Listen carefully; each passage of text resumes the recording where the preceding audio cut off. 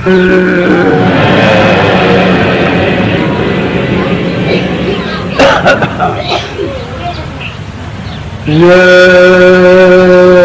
गुरुदेव।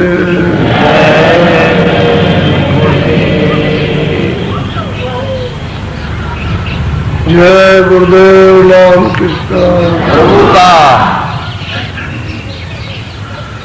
जय गुरुदेव राम कृष्ण।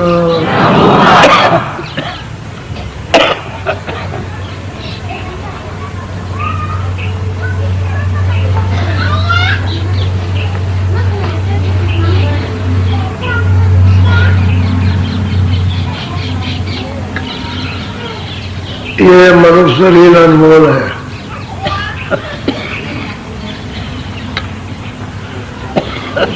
थोड़े दिन के लिए आपको मिला।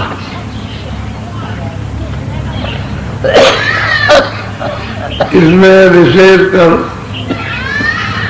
जो आपको दी गई वो बुद्धि दी गई, क्योंकि 5 तत्व इसमें पूरे हैं। हमको ये सबको सोचना चाहिए कि एक जगह से दूसरी जगह जाते हो तो चल के ही तो जाते हो, किसके शरीर से। यहां से जाओगे तो चल के जाओ, पैदल जाओ, किसी सवारी से जाओ, लेकिन चल के ही जाओ। पैदल जाओगे तो जीवात्मा सूरत शरीर पर तो बैठी हुई है, तो शरीर ले जाएगा। पहले शरीर को किसी में बैठा दो तब भी उसमें बैठी, लेकिन चल के जाना पड़ेगा। बगैर चल के गए हुए वहां नहीं पहुंच सकते। अब ये शरीर हम देखते हैं कि है,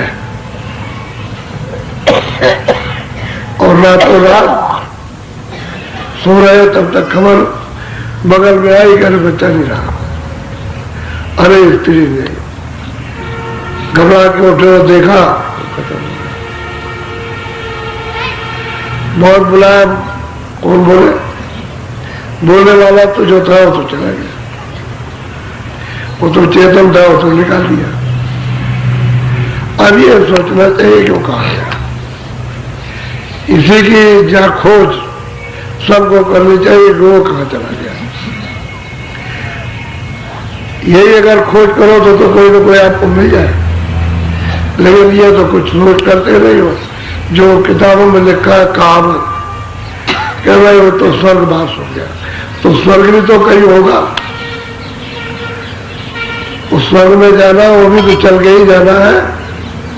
ऐसे यहां से ऐसे तो नहीं पहुंच जाएगा, वो तो चल के ही जाएगा।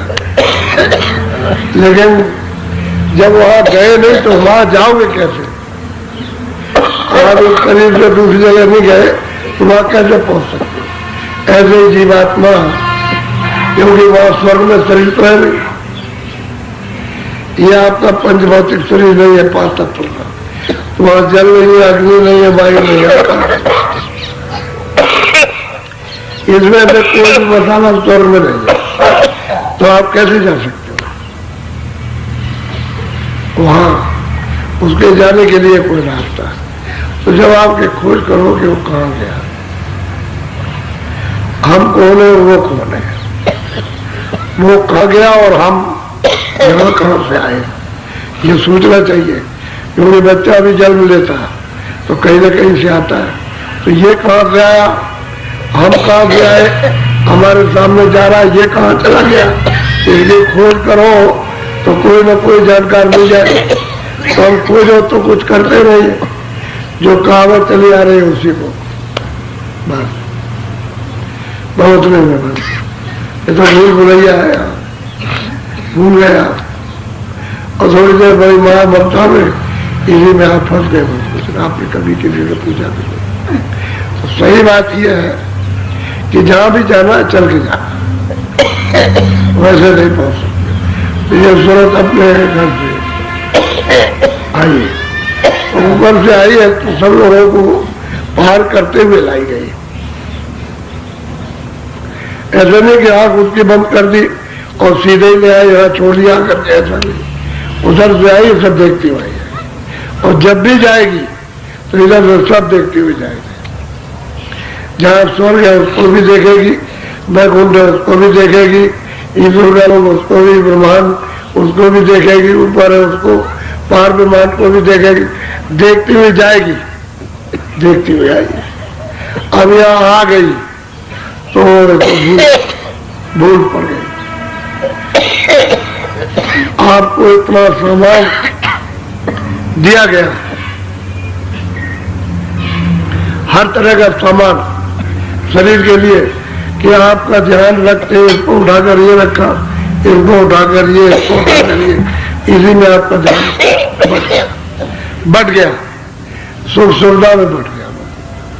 जब ध्यान उधर से बढ़ गया तो आपका उधर से टूट गया, ज्ञान टूट गया, जो बोध था वो निकल गया। अब इसमें फंस गया, इसको इधर ये मेरा है, तेरा है, इसी को लग गया तो रास्ता गए आप।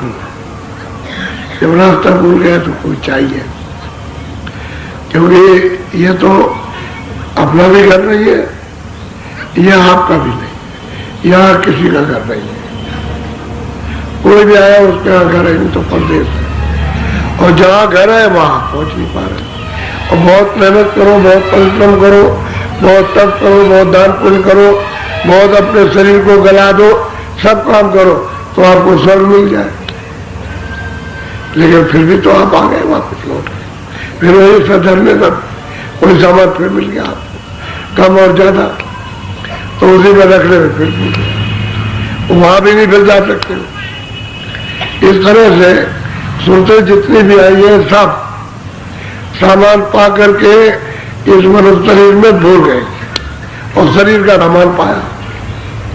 इसमें कोई सूरत का सामान या सूरत का धन इसमें नहीं है, ये जो कुछ भी है शरीर संबंधी है। जिस तत्व का शरीर है उसी तत्व का सामान है, तो उसी के दंड में लग गया। आप छोड़ नहीं रहे हो, जबरदस्ती पकड़े हो। यदि ये आपको मालूम होता है क्षणों के लिए कि हमारा नहीं है, यहाँ कोई हाथ नहीं लगा सकता, ले नहीं जा सकता, जा नहीं सकता, कोई कहेगा हम ले आएंगे या ले जाएगा, कोई कुछ नहीं ले जा सकता। ये सब सामने बिल्कुल देख रहा, और आपको इतना बोध होता है थोड़े समय के लिए, लेकिन इससे नहीं जाता। ये उस माया का आवरण है। जैसे किसी तालाब में बहुत काई फैली हो और पानी न दिखाई देता हो, तो आप क्या करोगे? घड़े को जोर से मारोगे उसमें, जैसे ही मारोगे तो कहीं फट जाएगी, कहीं फट जाएगी, पानी दिखाई देगा, घड़ा उसमें बोर दो और पानी भर लो, जैसे ही घड़ा ऊपर आया फिर कहीं बराबर हो गई। ठीक आवरण उसी तरह से है। महात्माओं का जब आपको सत्संग मिलता तो बिल्कुल ऐसा मालूम होता है, कहीं फट जाती है, यानी कर्मों के पर्दे फटते हैं तो उस वक्त में आपको बोध होता है, और जैसे ही जरा सा हटे सामने से तो फिर वैसे हो जाता, फिर शून्य हो जाता है, अवरोध हो जाता है। ठीक है, दशा है। सब महात्माओं ने अपने अपने समय काल जब जब वो आए और जीवों को सबको बताया। ये नहीं कि विधि उनकी भाषा कुछ भी रही हो, लेकिन विधि एक ही रही, रास्ता एक ही रहा। और उस समय की भाषा का जो जैसी जात की भाषा हो, शहर की भाषा हो, मिली जुली भाषा हो, तो वो तो उन्होंने उसका किया। जैसे संस्कृत थी, पहले हिंदी नहीं थी, उसी संस्कृत में से हिंदी निकली, और संस्कृत में से अंग्रेजी निकली, संस्कृत में से फारसी निकली, हर एक भाषा संस्कृत में से निकली। तो बस यह है कि आपने उसको छोड़ दिया, उसको पकड़ लिया, उसको छोड़ दिया, अब वही बोल गए जो अपनी भाषा थी, क्योंकि वो तो भाषा सर्वदेश में एक ही भाषा थी, और उसका एक ही उच्चारण एक ही था। अंग्रेजी में भी वो उच्चारण होता है, और फारसी में भी, और अरबी में भी वो उच्चारण होता, और संस्कृत में बस वो जो देव आपने सरल कर दिए, उसका उच्चारण फुटकर हो गया। इसलिए आप तो महात्मा कभी किसी समय पर भी आए, उस समय की जो बातें होगी, जो प्रचलन में आएगी, वो लोगों को बताएंगे। और बाद में उसमें कुछ तरमीम, कुछ अदला बदला हो गया तो जो आएंगे वो फिर बताएंगे आकर। उसमें हो सकता है, लेकिन लगता तो एक ही है, वो दूसरा रास्ता। कोई कहेगा भाई वो आत्मा आए थे 500 बरस पहले, तो मुझे बता गए, नहीं, रास्ता एक ही आने का, एक ही जाने का, मोटी बात। और रात को एक टेलीफोन आया कि हमारी ये समझ में नहीं आया घाट किसको कहते हैं। दोनों आंखों के बीचों बीच में सूरत बैठी है, उसके चारों तरफ मन बुद्धि चित्त बैठे हुए, उसी को घाट कहते हैं, उसी को दरवाजा कहते हैं, उसी को हरि का द्वार कहते हैं, उसी को मतलब है तिल कहते हैं, उसी को तीसरा तिल कहते हैं, उसी को एक ही चीज को अपने अपने समय में वर्णन कर दिया। आज्ञा चक्र इसलिए मुदा चक्र, इंद्रिय द्वार, नाभि कमर, हृदय, कंठ और छठवा जहाँ सूरत बैठी है उसको छठा चक्र कहते हैं। और सीधा सीधा तो अपने अपने समय में बता दिया, लेकिन घाट कहते हैं दरवाजा, गेट। उसी को गेट कहो, उसी को दरवाजा कहो, उसी को फाटक कहो, कुछ भी कहो, उसी को आप तिल कह लीजिए आप। लेकिन अब यह है कि समझाने की, उसी के चारों तरफ मन बुद्धि चित्त बैठे हुए, तो उसको इधर बचाने दो, इंद्रियों की तरफ, नीचे मत उतरने दो, उसी सूरत के साथ लगा दो। जो देखने का काम और सुनने का काम वो सूरत करने लगे और लग जाएगा तो सुनने लगेगा, देखने लगेगा। क्योंकि मन की मदद, चित्त की मदद, बुद्धि की मदद उसको मिलना चाहिए। क्योंकि पर्दा सब इन्होंने भाग दौड़ करके जमा किया, गंदगी तो इन्होंने जमा की है, लेकिन वो घाट नहीं समझ में। अब घाट नहीं आप समझ पाते हो। और कहते हैं कि जैसे बाहर आंखें बंद कर ली तो आंखों के बाहर का घाट तो ये, अच्छा आंख खुलेगी तब तो दिखाई देगा, ये पर्दा नहीं हटेगा तो कैसे दिखाई देगा। अब ऐसे वो पर्दा पड़ा, कर्मों का गंदगी का पर्दा पड़ा, खुलेगा तब तो अंदर दिखाई देगा। ये नहीं तो एक गंदा पर्दा है, ये बाहर से बंद कर लिया, हमें कुछ दिखाई देगा। अब जैसे बाहर की आंखों पर गंदगी आ जाती है, देखा बंद तो गंदा ही पर्दा तो है, तो डॉक्टर के पास जाते हो, भूली हो गई, ये हो गया और वो हो गया, इसमें ज्यादा बड़ा आ गया, तो उसको साफ कर देता है तो दिखाई दे सकता है। लेकिन उसकी भी तो तरकीब है, कुछ समय लगेगा, कुछ दवा डालेगा, कुछ उसकी गंदगी निकालेगा, साफ करेगा, कुछ मतलब बताएगा, युक्ति बताएगा। तो ये मतलब इसी तरह से महात्मा बताते कि जैसे बाहर ऐसे अंदर की आंख, वो आंख चेतन आंख है और ये आंख जड़, इसमें जड़ का मतलब बोध होता, लेकिन प्रकाश सूरत का, क्योंकि प्रकाश में अगर नहीं देगी मतलब यह है कि तारों में, तो फिर सामने देख नहीं सकते हो। प्रकाश जब सिमट जाएगा उसका तो फिर नहीं आपको दिखाई देगा, वो प्रकाश देगी तो आपको दिखाई देगा। ऐसे ही अंदर में उसके ऊपर में जो आवरण आ गया वो तार ऊपर के, उसके मतलब ये है कि गंदे हो गए, इसलिए उसको ऊपर से दिखाई नहीं देता। तो जैसे बाहर देखते हो आँख खोल के, ऐसे ही आँख खोलो और अंदर देखने लगो तो अंदर दिखाई देने लगे। अंधे आदमी को खड़ा करो, अभी यहाँ 2-4 दिन में एक अंधा आया, तो भाई तुमको बाहर तो दिखाई देता है, कह रहे बाहर तो नहीं दिखाई देता, तो फिर तू अंदर भजन करता कुछ दिखाई सुनाई देता कि अंदर से देता है, अंदर से देता है। जैसे बाहर की चीजें देखते हैं ऐसे अंदर से देखते। वो कैसी है, कहते वो तो बड़ी आनंददायक है, बहुत आनंद है ऐसे अंदर में। तो कह रहे घाट पर इधर की आंख इनको बंद करो, उलट दो, अंदर की आंख उलटने का मतलब ऊपर देखने लगो, ऊपर की तरफ में। ये नीचे देख रही दोनों आंखें और अंदर की एक आंख ऊपर देखेगी। तो बात तो समझाने की अपनी युक्ति एक ही है, उसमें कोई फर्क नहीं है। और उन्होंने कहा था व्यास जी ने कि बड़ी आदर्श यानी पुरुषों की, बड़े लोगों की मूर्तियां बना दो, जिनको जो समझा आदर्श पुरुष है, ये धार्मिक है, यह है, उनकी मूर्ति बना दी। और पहले मोटी आंख वाली बनाई, बड़ी, ऐसे पतली आंख नहीं, बड़ी आंख थी, तो बना दिया और कहा एकांत में इनकी स्थापना करो, वहां इनको रख दो और वहां जाओ जंगल में, इधर उधर कोई आदमी ना हो, ऐसे बैठ करके अपनी आंखों से उनकी आंखों पर दृष्टि जमाओ, एक टक होकर के। ऐसे दृष्टि जमेगी, जब दृष्टि हिलेगी, हिलना डुलना बंद करेगी, फट से आँख बंद कर लेना, अंदर की आँख खुल जाएगी। ये अंदर जाने का उपाय युक्ति बताई थी उन्होंने। तो कुछ दिन तो लोगों ने किया, लोगों को लाभ हुआ, और उसके बाद में वह थोड़े दिन के बाद लोग भूल गए उसको, क्योंकि वो चले गए, बस भूल गए। फिर ले आए उसको गांव के करीब में, फिर और गांव के, फिर मोहल्ले में ले आए, फिर घर में ले आए, अब यहाँ करने लगे। वैसे एकांत के लिए कहा था कि एकांत में ये साधन होगा, तब दृष्टि उल्टेगी, तब तुम्हारी दृष्टि एकाग्र होगी। और जब एकाग्र हो जाए तो इन आंखों को बाहर की बंद करो और अंदर की आंख देखो तो आंख खुल जाएगी। तो युक्ति उन्होंने बताई थी, उपाय तो ये बताया था अंतर्दृष्टि खोलने का, और आपने बस शुरू कर दिया मनोरंजन। तुम्हारा तो दृष्टि को ठहरने का काम भी नहीं हुआ, तो क्या करोगे? महात्माओं ने बताया तो सब कुछ है, लेकिन आप उसका उपयोग नहीं कर रहे। अब जरा सा आप सुनो, हम कहाँ थे और कहाँ से आए, और अब कितनी दूर पड़ गए। कहाँ के थे, कहाँ से आए और कहाँ आ गए, अब अपना घर यहाँ से कितनी दूर है वो समझने की बात। और जरा सब सुनो आप, थोड़ा ध्यान देकर।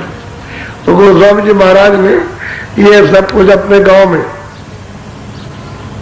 और राजापुर में जहाँ जन्मे थे वहां ये सब कुछ जान लिया, और वो मतलब काशी चले गए। काशी, काशी कहते हैं वाराणसी, बनारस, काशी चले गए। वहां उन्होंने अपना उद्देश्य ये जीवात्माओं को जगाने का शुरू किया। तो उन्होंने वही, यहाँ तो उन्होंने संकेत दिया कि हमने जो वस्तु प्राप्त की है वो वहीं पर प्राप्त कर ली थी, लिखा हुआ। कहा उन्होंने प्राप्त हुआ किया और लिखा है काशी में जाकर के। तो जरा सुनिए बड़े ध्यान से, बोलो। पूछा गया, बोलो। तुलसी कहत बुझाई, कर्मा धर्मा सब सुनो। अब इन्होंने रब पूछा कि भाई हम कहाँ के रहने वाले, हमारा मालिक कौन है। जब सत्संग सुनते सुनते सुनते सुनते जब इतनी प्रखर, इतनी मतलब विवेक बुद्धि आई, तो पूछते हैं कर्मा धर्मा जैन, कह रहे स्वामी हम कहाँ के रहने वाले, कैसे आए, आपकी दया कृपा हो जाए तो थोड़ा सा सुना दीजिए। तो वो बता रहे हैं समझा के, पहले बुझा करके बता रहे। बुझाने का मतलब दिखाना, वो दिखा के बता रहे, ऐसे नहीं कैसे बता रहे। बोलो। आगे कहो लखाई, मोक्ति विधि दर्शाई। कहते हैं कि भाई मैं तुमको ये बताऊंगा कि आगे जो रास्ता चल रहे हो तो आगे क्या है, कि मुक्ति कहाँ होती है। लोग तो मुक्ति मुक्ति करते हैं, मुक्ति का कोई स्थान स्वर्ग वैकुंठ में तो है नहीं, ईश्वर के लोक में तो वहां है नहीं, और ब्रह्म के भी लोक में नहीं, ना ब्रह्म स्थान पर। कहते हैं कि भाई मुक्ति भी दर्शाऊंगा और लखाऊंगा। लगाने का मतलब दिखाऊंगा, देखिए मुक्ति है। कर्मा धर्मा तू चिंता क्यों करता, मुक्ति तुझे दिखाऊंगा, लखाऊंगा, बताऊंगा तुझको मुक्ति कैसे प्राप्त की जाती है, कैसे देखी जाती है, और कहाँ मुक्ति जीवों को मिलती है। सुनते जिस मुक्ति स्थान पर पहुंचती वो कहाँ है, ये गोस्वामी महाराज ज्ञानियों को बहुत विधि विधान के साथ समझा रहे। बोलो। काय तुलसी सोने अगम संदेशा, आदि अंत दर्शाऊं देशा। अब गोस्वामी महाराज कहते हुए रहते तो हम जमीन पर है, या हमें यहाँ अंत हो गया, और वहाँ आद है, और वहाँ आद है, यहाँ अंत हो गया। कहते अब तू रहते तो हम यहाँ पर है, तो मैं यहाँ से वहां तक सब तुझे बताता हूँ, दर्शाता हूँ तुझको। और फिर यह है कि तुझको जब ये दर्शाऊंगा, बताऊंगा, तुझे लिखाऊंगा भी, दिखाऊंगा, क्योंकि वो दिखाने की बात है कि दिखाऊंगा तुझको। अब तू सो उसको अच्छी तरह से चेत करके सो, जाग करके, सो के मत सुनना। बोलो। जब नहीं प्रथम रहे एक पुरुष नामा, चौथे पद के पार। अब वो गोस्वामी महाराज इशारा करते हैं जिन्हों से कि देखो भाई, कर्म धर्म पहले एक था, वो पुरुष का नाम था, उसका नाम ही अनाम है, अब भी उसका नाम एक ही था। वो कहते हैं था का चौथे पद के पार, चौथा पद सतलोक, कहते हैं उसके पार था, वो आराम धाम एक था। पहले तो चौथा पद भी नहीं था, और ये जब चौथा पद नहीं था तो यहां तो कुछ होगा ही नहीं, पहले तो वही था। लेकिन वो बता रहे कि देख यहाँ रहते हो तो मैं बताता हूं कि भाई वो नाम एक था, लेकिन वो चौथे पद के पार है, वहां चौथे पद में नहीं मिलेगा ना इधर मिलेगा, वो पार जाओगे तब मिलेगा वो। तो कहते हैं मैं उसकी पूरी की पूरी आपको विवरण के साथ तुझे बताता हूं पहले कौन था। बोलो। जब नहीं रहे गगन आकाशा, चंदा सूरज नहीं प्रकाश। कहते भाई देख, कर्मा धर्मा, ये सूरज, ये चांद, ये तारे, ये जमीन, ये मतलब जल, ये मतलब ये है कि आपके वायु, ये अग्नि, कहते हैं वहां ये कुछ नहीं था, कुछ यहाँ कुछ नहीं था, कोई चीज यहाँ थी। जब ये नहीं था, ये बताओ तो आप किस पर रहोगे? अरे आप कहाँ रहोगे, क्योंकि यहाँ तो कुछ था नहीं। टिकना कैसे होगा? जब है जमीन पर जमीन होगी तब आपका ये शरीर होगा तो इस पर टिकोगे आप। तो कहते हैं आसमान भी नहीं था। अच्छा, कहते हैं चांद भी और सूरज भी नहीं थे प्रकाश करने वाले, ये कुछ भी नहीं था पहले, यहाँ कुछ नहीं, वो अकेला था। बोलो क्या? धरती अग्नि न पवन निवासा, पानी जग रहे नहीं बासा। जगत में कोई पशु पंछी कीड़े मकोड़े, जब जल नहीं था, थल नहीं था, ये कुछ भी नहीं था, तो कहते कोई नहीं था, न कोई जंगल न कोई पहाड़ थे, कहते कुछ था ही नहीं। अब देखिए अभी संवत 1589 में जन्म हुआ और 1614 में काशी गए। अभी तो इन्होंने लिखा ही, और कोई ज्यादा दिन की बात थोड़ी है, थोड़े दिनों की बात। 2 दुनिया खत्म हो जाए, 900 में आ गया, और क्या। तो कहते हैं कि पहले कुछ भी नहीं था यहाँ कुछ था ही नहीं। बोलो। पिंड ब्रह्मांड लोक नहीं होई, और लोक विधि नहीं सो। अब गोस्वामी जी महाराज कहते हैं देखो, कर्मा धर्मा, ये शरीर नहीं था, अन्य लोक नहीं था, और ब्रह्मांड लोक नहीं था, कहते हैं कुछ नहीं था। जब ये नहीं होगा तो वो अन्य और मतलब ब्रह्मांड कहां से आ जाएगा? यहाँ था ही नहीं कुछ, यहाँ भी नहीं था, ऊपर में भी कुछ नहीं था, कहते हैं कोई चीज यहाँ पर नहीं थी। बोलो। हाँ। चौथा पद रचना नहीं ठानी, ताके आगे पुरुष न। हाँ, वो कहते हैं गोस्वामी जी महाराज देख, कर्म धर्म चौथे लोक की जो सतलोक है, कहते हैं उसकी भी रचना, अरे उनकी मौज नहीं, उस वक्त रचना नहीं की थी वो, तो चौथे पद के पार अनामी। तो कहते हैं पहले वो अनामी था, चौथे पद की भी रचना नहीं हुई थी, सतलोक की भी रचना ही, जहाँ सतपुरुष है उनकी भी रचना नहीं हुई। तो यहाँ तो कुछ होने वाला नहीं, क्यों कि ये तो सब कुछ इतना भी हुआ, ये तो सतलोक से सब कुछ हुआ, ऊपर से तो हुआ नहीं। तो कहते हैं सतलोक भी नहीं था, कहते हैं वो सतपुरुष भी नहीं थे, उसकी भी रचना का कोई मतलब निजाम नहीं था, ये मौज ही नहीं थे, उस वक्त रचना ही नहीं उन्होंने की थी, वो तो अनामी थे सब। बोलो।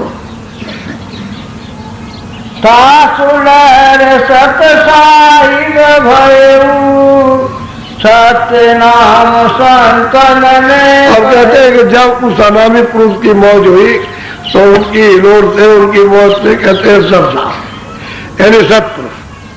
जिनका नाम सतनाम है वो उन्होंने स्थापित किया।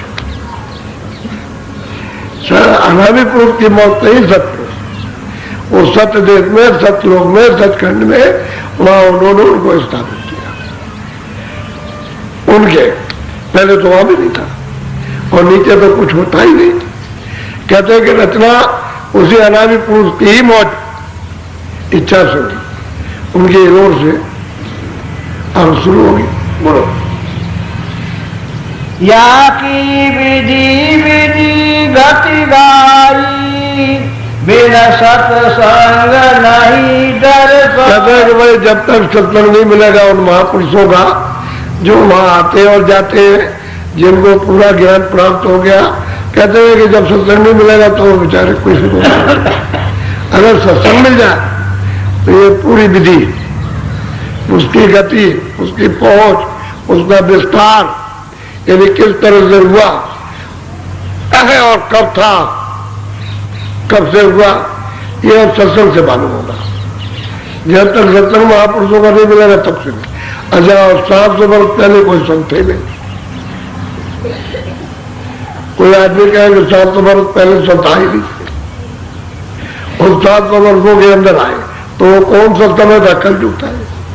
अभी इन्होंने बताया, पहले तो किसी ने बताया नहीं। तो शास्त्रों में तो है नहीं, पुराण में तो है नहीं है।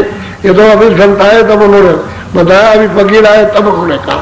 इसलिए फकीरों की जो किताबें संतों की है उनसे मेल खाती नहीं। वो कहते हैं कि नहीं हम नहीं मानते। अरे वो तो कहते हैं हम इसको ही मानते। आप कहते हैं हम इसको नहीं मानते। क्यों? आगे का तो आपने जाना ही नहीं, उसको देखा ही नहीं, और तुमने ये भी नहीं देखा जो इसमें लिखा है, वो भी नहीं देखा, तो आप मानोगे कैसे?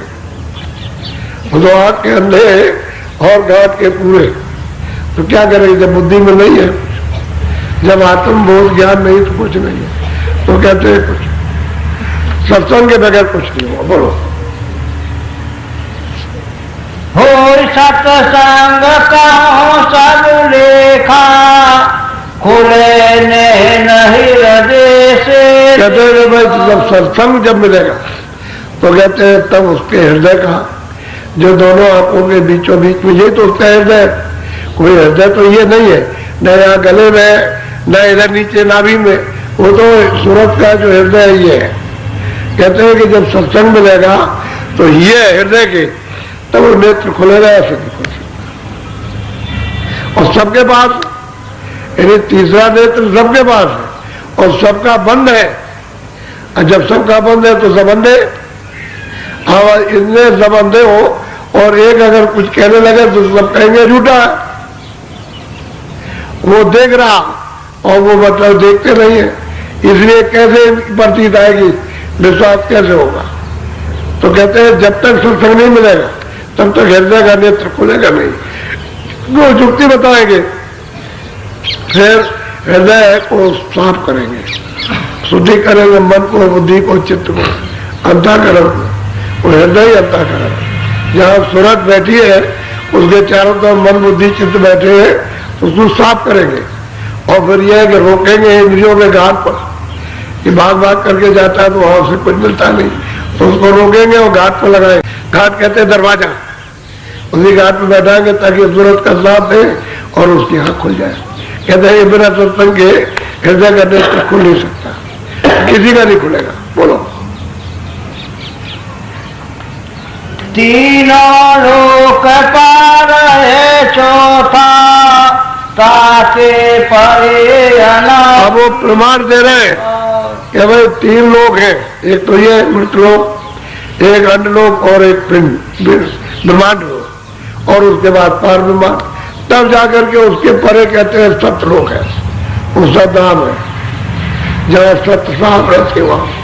अब बहुत दूर है, यहाँ तो है नहीं है, और रास्ता उसका एक ही जाने का, दूसरा कोई रास्ता नहीं। अंदर तुम्हारे सबका रास्ता और उसकी डोरी पड़ी हुई है, लेकिन अब यह है कि जब तक सत्संग नहीं मिलेगा तब तक वो डोरी नहीं मिल सकती। उस शब्द की डोरी, नाम की डोरी, आवाज की डोरी, वो जब तक नहीं मिलेगी तब तक, क्योंकि सूरज शब्द रूप है, इसमें भी शब्द है, लेकिन वो शब्द से अलग हो गई, इसलिए बारी बारी आवरण में फिरती है। अगर वो शब्द उसको मिल जाए और अपनी चेतनता को पकड़ ले तो इससे निकल जाएगी। और शब्द नहीं मिलता उसको, वो डोरी नहीं मिलती है, तो कहते हैं बिना सत्संग के वो जगह की नहीं। वो कहते हैं कि भाई 3 लोग के पार चौथा है। अब 3 लोग ईश्वर का लोग, ये यहाँ मृत लोग, उसके बाद जो मतलब है कि ब्रह्मांड है, और उसके परे पार ब्रह्मांड, तब जाकर के सत्य देश है। तो कहते हो तो सत्य तो इसके पार है। ये सब तो वही सत्य देश से सब हुआ, अनादि धाम से भी नहीं कुछ हुआ, सब सत्पुरुष की मौज मर्जी से हुआ। अनादि पुरुष की तो जो मर्जी होनी थी वो तो हो गई, और ये सत्पुरुष की मर्जी। कहते हैं चौथा धाम ये तीनों के पार है। बोलो। सासुलर उपजा सतनामा, चौथे पद की रचना। सब कहते हैं कि उनकी जो हिलोर हुई वो अनादि पुरुष की उससे सतनाम सस्ता। कहते हैं कि फिर वो रचना वो रचना फिर हुई। अब उनकी जब रचना होगी तो फिर नीचे का विस्तार होगा। इनकी इच्छा से फिर नीचे सब विस्तार होगा। सोते सतलोक से ही आएगी, शब्द ही जाएगी, और ये जितने भी है ये सब के सब वही से आएंगे। वो जो आप में प्रकाश है वही उनमें है। ये नहीं कि उनका प्रकाश कम था और आपका मतलब ज्यादा या आपका कम था, उनका सब एक ही प्रकाश में रहती थी, एक ही शक्ति में, एक ही ज्ञान में, एक ही बोध में। अब यह है कि उनको पहले भेज दिया और फिर उन्होंने इनको जब भेजा, इनको ईश्वर को, ब्रह्म को, पार ब्रह्म को, तो उसके बाद में मतलब यह है कि फिर उन्होंने तपस्या की और हमको फिर बाद में जब खुश हो गए तो हमको दिया। वही अंतर है। तो हमको नीचे उतार दिया। अब नीचे जब आए थे तो पूरा बोध था, फिर उसमें कोई कमी नहीं थी किसी तरह की। लेकिन जब यहाँ फंसोगे, जब आपको अधिकार देंगे तब गड़बड़ी हो जाएगी, तब आपका सब छिन जाएगा, लुट जाओगे आप मैदान में। जैसे कोई आदमी बहुत धनधाम रहता, मैदान में लुट गया, उसके पास कुछ नहीं रह गया। ऐसे भी लुट जाओगे, ज्ञान लुट जाएगा, शक्ति लुट जाएगी, आनंद लुट जाएगा, और सूरज का जो प्रकाश था वो लुट गया, और बस आप आवरण में आ गए। ठीक यही बात हुई। वो ऊंचे पद पे बैठे, अभी आ गए, बस ये बात है। और नहीं तो जिस तरह से ये आए पहले सुनते भी गए, उसी बोध में, उसी शक्ति में, उनमें कोई कमी नहीं किसी में। जब ये पहुंच जाएंगे तो वही होता है। बोलो। सासुलर उपजा सतनामा, चौथे पद की रचना। बस कहते हैं चौथे पद, फिर उन्होंने रचना का विस्तार किया। बोलो। सासे भये 16 निर्वाणा, जिनमें एक की करो बखान। कहते हैं 16 निर्माण हुए, नहीं 16 उनके पुत्र हुए सतनाम सतपुरुष के, उन्होंने भेजा उसको। और सबसे जो छोटे हैं, क्योंकि छोटे क्यों है, पहले तो सब बराबर थे वो, लेकिन वो नीचे यहाँ आकर के सबसे नीचे स्थान पर सैदल कमल में उनको यहाँ ला करके उसी धार पर बैठा दिया। शब्दी की धार है, उस सब धार है, और उसी धार पर यहाँ नीचे बैठा दिया। सबसे नीचे स्थान वही है, यहाँ लाकर, इसलिए सबसे छोटी, और बाकी इनसे बड़े बड़े। उनकी रचना भी बड़ी है, उनका प्रकाश भी, सब कुछ, उनकी शक्ति भी ज्यादा बहुत, लेकिन ये सबसे छोटे। तो कहते हैं कि और तो छोड़ दीजिए, छोटे के बखान करता हूँ, वर्णन करता हूँ कि जो सैदल कमल में जिनको निरंजन कहते हैं, जिनको मुसलमान खुदा कहते हैं, और मतलब एक ईसाई उनको गाट कहते हैं, वो यही सैदल कमल में, इन्हीं को हिंदू निरंजन भगवान कहते हैं। बोलो। 16 निर्गुण निर्वाणी, निराकार जाई को जा। कहते भाई ये तो निराकार है, यानी वैसे तो उनका आकार ही है, क्योंकि उनका दर्शन होता है, लेकिन क्यों मतलब है कि निराकार है? क्या मतलब है तुम्हारी सबकी आंखें बंद होगी, नहीं देख सकते हो, लेकिन हाथ खुल जाए तो दिखाई देते ही हो। कहते हैं भाई वो निराकार है, आकार है उनका, लेकिन दिखाई न देने के कारण निराकार है। अब यह है कि सत्संग मिल जाए तब तो आंख खुले, तब तो दिखाई दे, और सत्संग नहीं मिलता है तो सबकी आंखें बंद है, उनको नहीं देख सकती, इसलिए वो निराकार है। अब जैनियों में भी यही बात है, अपने हिंदुओं में भी यही बात है, ईसाइयों में भी यही बात है, समझते कुछ नहीं, लकीर के फकीर। जो बताया गया है कि भाई किस तरह से तुम उसको पा सकते हो, ये भी नहीं करता, कोई नहीं करता। क्या मतलब यह है कि ये गंदे काम इसमें करते हो, कूड़ा कचरा लाते रहते दिन और रात, तो ना उनको खुदा मिलेगा, ना उनको गार्ड मिलेगा, ना आपको ईश्वर मिलेगा, कोई नहीं। वो तो नियम है, उसकी निर्मलता है।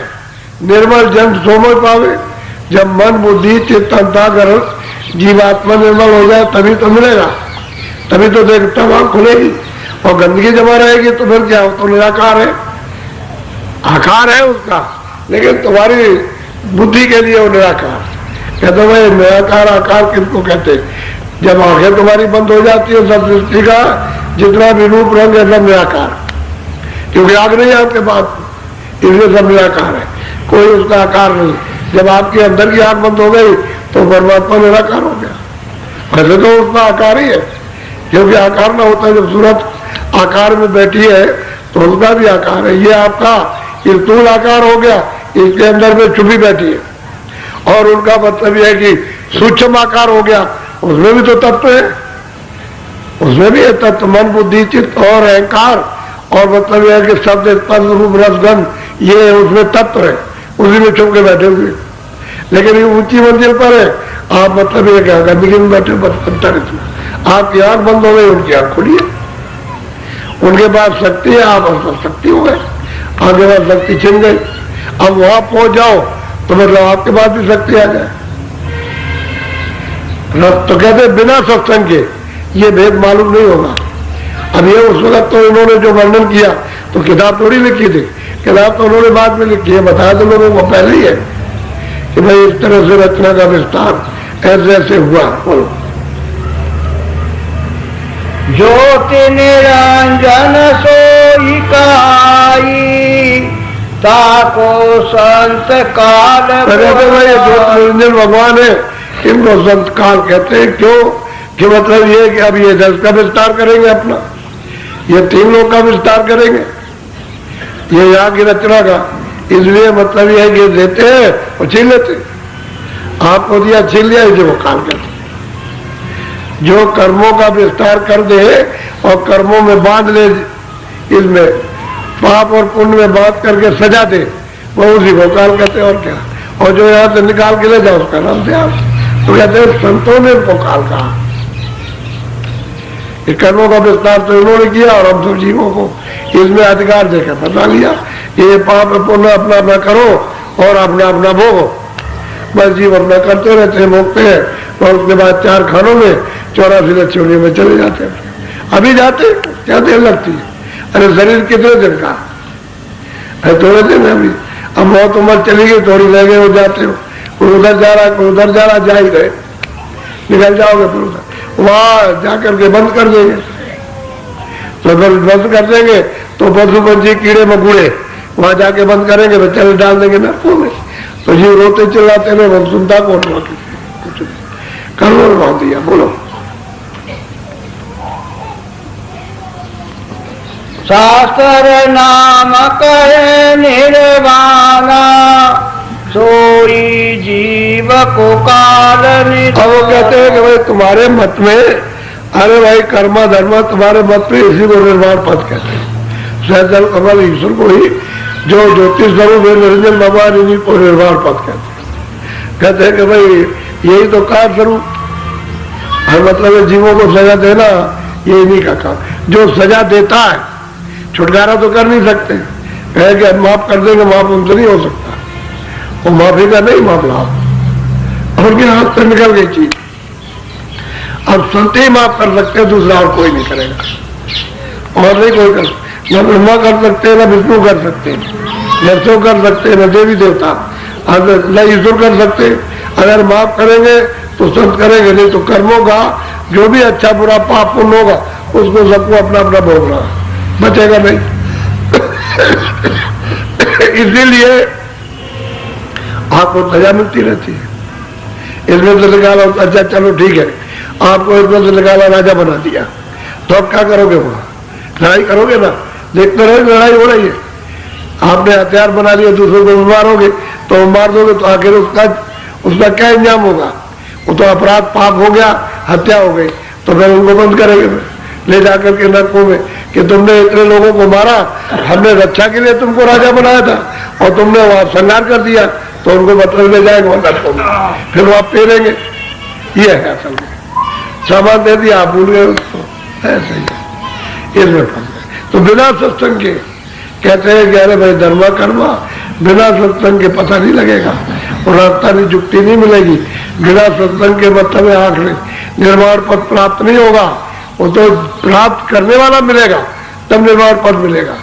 तो कहते हैं रचना तो ऐसे हुई है और तुम यहाँ कहाँ अटके हुए हो? ये तो यहाँ की रचना नहीं है, रचना तो ऊपर से आई, क्योंकि ईश्वर भी तो वहीं से आए, ब्रह्म भी वहीं से आए, ये सब वही के वही है, वहीं से आए और सब सुनते वहीं से आई, सत्यदेश से। तो असल में बात ये, इनको मांग लिया और मांग करके जब अपने अधीन कर लिया तो यहाँ जाकर के बदला लिया, बस इतना अंतर है। आप वो दी हुई चीज यानी ऐसे नहीं मालिक ले सकता, जुक्ति करेगा, क्योंकि आपको दे दिया खुशी में। जब दे दिया तो जुक्ति संतों ने देखा कि इनको तो बहुत तकलीफ, बहुत दुख है, बहुत पीड़ा है, चलो संतों को भेज दे, तो संत आए बहुत प्यार से जगाते और कहते चलो रास्ता बताते हैं, चलो घर में पहुंचने का, तो आप उनके साथ हो जाइए। वो थोड़ी कहते हैं कि उसके नियम को बिगाड़ दो, जो काल का नियम है, जो विधान है, उसके अनुकूल चलो, बिगाड़ते नहीं है। तो कहते हैं तुम इधर करो प्रेम, चलो मैं तुमको ले चलो, कोई काम मत करो, इधर प्रेम करो, इधर काम उतना ही करो जितना शरीर का भरण पोषण हो जाए, बस उससे ज्यादा नहीं। और इधर की चिंता मत करो, इधर करो, अपनी फिक्र करो, तब तो निकाल ले जाए तो आप प्रेम उनसे करते ही नहीं, बराबर चिल्लाते आकर के ये लड़का है, ये लड़की है, ये और ये दे दिए। अभी रास्ते में यही चिल्लाने लगे, एक देवी कह लगे कुएं में पानी नहीं है, पानी निकाल दीजिए, बताओ कुएं में पानी निकाल दीजिए। अब ये ऐसी चीजें मांगते हैं, अब ये सोचने की चीज है, कोई पानी मांग रहा, कोई कुछ मांग रहा, कोई कुछ मांग रहा, कोई ये ठीक कर दिए, कोई ठीक कर दिए। ये नहीं कहते कि वो जीवात्मा का उत्थान कीजिए, उसको जगा दिए, घर पहुंचाइए ताकि ये सब छुटकारा हो जाए। तो उनको मालूम नहीं बिना सत्संग के, जब सत्संग नहीं मिलेगा तो क्या करेंगे बेचारे, उनको पता तो कुछ है नहीं। अच्छा, जो किताबों में पुरानी लिखा है वो समझ में नहीं आता, वो उस समय की बात है, आपकी तो भाषा है नहीं, अब भाषा दूसरी हो गई और भाषा से समझ में नहीं आ रहा। अब इस समय भाषा की ऐसा मिलना चाहिए मौजूदा, जो हमको हमारी भाषा में समझा के निकाले, वो समझना चाहिए। पुरानी भाषा लकीर के फकीर हो, क्या करेगा? एक आदमी अगर संस्कृत का बोध करे ना करे, लेकिन संस्कृत पढ़ना उसको आ जाए तो सुनाता रहेगा, उसको मालूम नहीं कि क्या संस्कृत, आप क्या समझोगे? वो सुना देगा बहुत कुछ। अंग्रेजी नहीं जानता है तो अंग्रेजी में अगर कोई सुनाए तो आप बैठे क्या करोगे? इसका क्या मतलब है? बस ठीक इसी तरह से तो हमारी आध्यात्मिक भाषा थी, वो रास्ता भूल गया। और उन किताबों में तो उस समय लिखा था, अब तो लिखा नहीं है। अब तो हमको सरल भाषा चाहिए तो उसे बोध करा जाए। मतलब ये लोग आते क्यों है? इस भाषा से समझते हैं तब आते। अगर आज की भाषा से समझे नहीं तो यहाँ कौन आएगा? और कौन चुपचाप बैठेगा आकर के? और कौन भजन करेगा, कौन ध्यान करेगा? वो भाषा जब समझ में आती है तब उनकी समझ में आता है, तब भजन करते हैं, तभी तो मतलब काम होता है। अब वो पुरानी लकीर फकीर, अब समय क्या कोई चाहिए बहरे, बहुत अच्छा लुकमान हकीम, बड़े बड़े डॉक्टर थे और लुकमान हकीम तो उससे बीमारी चली जाएगी। अरे इतना तो सोचना चाहिए कि वक्त के डॉक्टर हकीम के पास जाओ कि बीमारी तो आज फैली है और वो मिल जाए तुमको तो वो दवा करेगा। तुम लुकमान हकीम मरे जा रहे तो मतलब तो आत्म कल्याण कब होगा? जब वक्त का मिलेगा। वक्त का हकीम डॉक्टर नहीं मिलेगा, जानकार, तो कल्याण नहीं हो सकता, रास्ता नहीं मिलेगा, सफाई नहीं होगी, कर्मों का नाश नहीं होगा, तो छुटकारा जीव नहीं पाएगा। असली बात तो ये है। बोलो। याने जग जम जाल पसारा, जगत बालक से स्थापना की न कहते हैं कि भाई इन्होंने बड़ा पसारा किया है और इसमें मतलब है जब जाल ऐसा जाल बिछाया, मतलब ये है कि और उसका ऐसा विस्तार कर दिया कि जी बेचारे यहाँ से निकल के नहीं जा सकते। अब इतना ही मौका मिला आपको मनुष्य शरीर का, ये भी निकला जा रहा, फिर कोई मौका मिलना नहीं। इन लोगों को महात्माओं को मालूम है कि दोबारा मौका ये मिलेगा नहीं, क्योंकि कितने करोड़ भक्त हो जाएंगे तब भी नहीं मिला। तो ये मौका में तो कहते हैं भाई तुम इससे कुछ अपना काम कर लो, तो जागते नहीं, चेतते नहीं, समझते नहीं, सत्संग मिलता नहीं, क्या करेंगे, कुछ नहीं करेंगे, बस करो। फिर कल आपको समझाएंगे भी तो बहुत है, उसको समझ लो, थोड़ा सा सुन लो, ध्यान में बैठा लो। कोई मैं ही कोई बात नहीं कहता हूँ, पिछले लोगों ने भी कहा, कोई बात मैं कह दूँ आपको सीधी भाषा में, लेकिन प्रमाण के साथ में मिल जाए तो मजबूती हो जाती, विश्वास हो जाता। ये नहीं भाई कोई अपनी तरफ से बात नहीं हो रही है, जो महापुरुष से मतलब ये है कि लोगों को दे करके गए वो रास्ता ठीक है, और भैया है कि उसका बोधाप बोलो जय गुरुदेव। तो भाई आपने कहा था जोरदार कि देखो सब लोग शाकाहारी हो, नामदान पहले नहीं, पहले सत्संग सुनो और बताए कि भाई शाकाहारी रहो तो सुधार करो। जब इस शरीर को आप खराब कर लोगे तो ये खून चलामान हो जाएगा, जब चलामान तो मन बुद्धि और ये चित्त तो ये सब चलामान हो जाएंगे, तो इंद्रियों की तरफ विकारों की तरफ दौड़ेंगे, तो उस समय पर कोई एकाग्रता आएगी। शुद्ध आहार करो, जिससे कि खून ठंडा रहे और शुद्ध रहे, तब मतलब है सत्संग समझ में आएगा। सुनोगे बैठ करके तो एकाग्रता आएगी, फिर मन नहीं दौड़ेगा। और सत्संग सुन लोगे, उसके बाद जब नाम दान लोगे तो भजन होगा। आप आए भी सत्संग सुना नहीं, कहते हैं भजन 20-20 साल हो गए मेरे पास और यहाँ लौट के नहीं आए, और ये कह के गए मैं भजन करूंगा, तो उन्होंने नाम दान ले लिया और चले गए, और 20 साल के बाद लौट करके आए। मैंने भाई तुम तो बिल्कुल एकदम सफेद हो गए, अभी तक कहाँ रहे? वो ये समझते होंगे बाबा जी 20 साल के बाद हमको भूल जाएंगे, समझ गए? अरे अभी तक कहाँ रहे? कह रहे मैं इसमें फंस गया उसमें, तो अब क्या कर सकते हैं ये बताओ तुम? अभी इस अवस्था में क्या कर सकते हो? अब तो यही है कि मरा हुआ जानवर पड़ा है, उसको कंधे में लाद के बाहर पे क्या मैं इतना ही हो सकता और क्या होगा? यदि 20 साल पता ही नहीं, खबर नहीं है, तो उस मोह जाल में उसमें फंस गए, जाकर के उसमें पड़े रहे और गोते लेते रहे। कोई जब नहीं मिला चाह तो चलो वहां चलेंगे। अब असली बात ये 20-20 साल 10-10 15-15 साल हो गए। अरे भाई कहा तो था कि मैं भजन करूंगा, हमसे वचन दिया था कि मैं भजन करूंगा, हमको बता दिया। हमने कहा अच्छी बात ठीक है। अच्छा पहले उनको शुरू में हुआ भी, उसमें जाल में फंस गए, वो भी दबा दिया, और जो कुछ भी बताया था वो सब भूल गए। उन्होंने पूछा कि तुमको कुछ याद है कैसे? तो यह क्या करते आए? अब ये थोड़ा बहुत रह गया, वही रहो। कह रहे वहां बड़ी मारा पीटी हो रही, बड़ी वहां एक रोटी नहीं देता, तो क्या यहाँ हाथी खाना बना रखा कि दुनिया के लोग आ जाए सब यही पड़े रहे आकर के? अरे भाई वहां करो जिनको पाला पोसा है, तुम्हारी सेवा करे, तो उनको जब ये बोध हो कि भाई उन्होंने हमारी सेवा की है तो मुझे भी करना चाहिए, तो वो तो क्या मिलता नहीं उनको कि भाई तुम्हारे पिता है, तुम्हारे लड़के हैं, और तुम्हारा वक्त आ गया सेवा करने का, जब तक तुम्हारा वक्त नहीं था ये सेवा करते थे। तो ये तो सत्संग से मिलेगा, बगैर सत्संग के कुछ समझ में नहीं आता।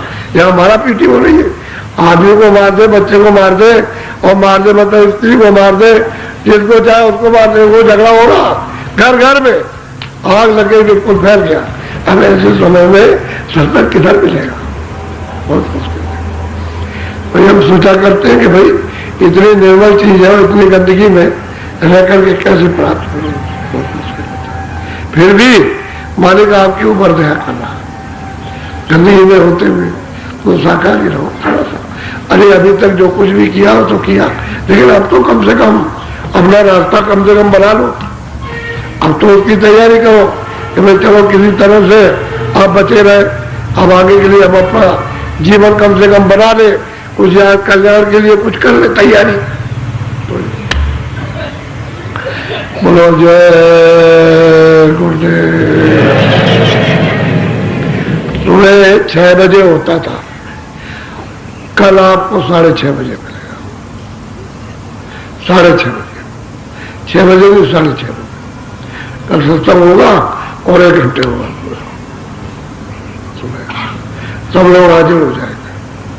जितने भी लोग वहां सेवा करते हैं मंदिर पर, इधर उधर सब यहाँ रहेंगे। सब सत्संग का सुबह होगा। अच्छा, अब आप बैठ जाओ, थोड़ा भजन बस बैठो। देखो, ऊपर ध्यान देकर इधर उधर कहीं भी किसी जगह भागा दौड़ी मत करो।